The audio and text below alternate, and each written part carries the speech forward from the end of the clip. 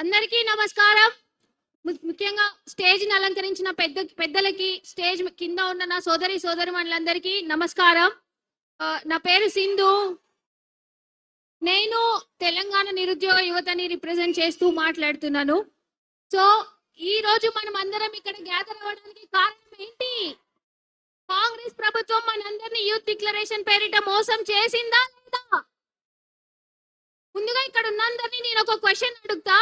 ఇప్పుడు ఎవరైతే కాంగ్రెస్ పెద్దలు చెప్తున్నారో మేము 70,000 ఉద్యోగాలు ఇచ్చామని, ఇచ్చారా లేదా? ఇచ్చారా లేదా? రేవంత్ రెడ్డికి వినపడేలా గట్టిగా చెప్పండి, ఇచ్చారా లేదా?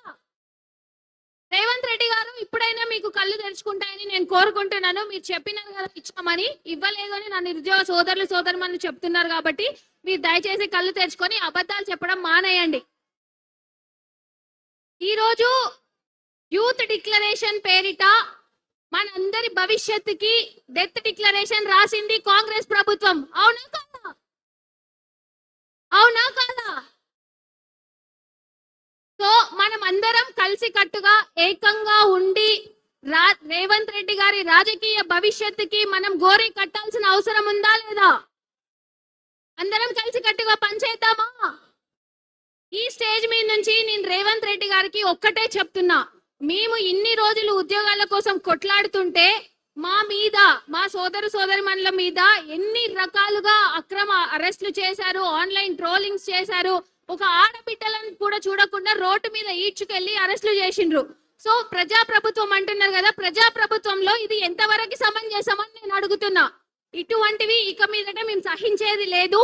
ఇంకొక విషయం ఏంటి అంటే, మీరు రేవంత్ రెడ్డి గారు ఏం చెప్తున్నారు అంటే, రేవంత్ రెడ్డి గారు హిట్లర్ ని ఆదర్శంగా తీసుకుంటా అంటున్నారు కదా.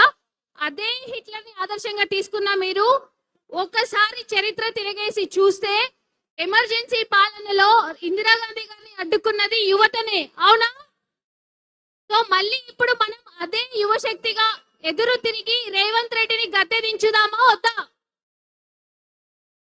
సో ఈ అవకాశం నాకు ఇచ్చినందుకు సుధీర్ రెడ్డి గారికి ఇంకా రామన్న గారికి థ్యాంక్ యూ.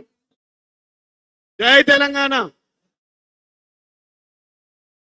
మరి ఈరోజు ముఖ్యంగా ఇంద్రనాథ్ గారు అనేక రంగాలు పోరాటం చేసిండ్రు. నిరుద్యోగుల పక్షంలో వాళ్ళ టీం అంతా నిలబడి, చిక్కడిపల్లికి వచ్చిన వాళ్ళు, ఐపల్లికి వచ్చిన వాళ్ళు, అమీర్పేట వాళ్ళు, మరి ఓయికెళ్ళి వచ్చిన వాళ్ళు అందరూ కూడా నిరుద్యోగుల పట్ల నిలబడి అలుపెరిగిన పోరాటం చేస్తుండ్రు.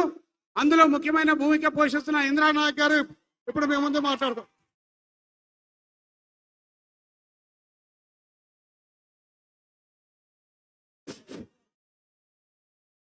అన్నా అందరూ ఒక 2 నిమిషాలు ఉండే కాంగ్రెస్ పార్టీ చరిత్ర, కాంగ్రెస్ పార్టీ ఎట్లా వచ్చిందని చెప్తా.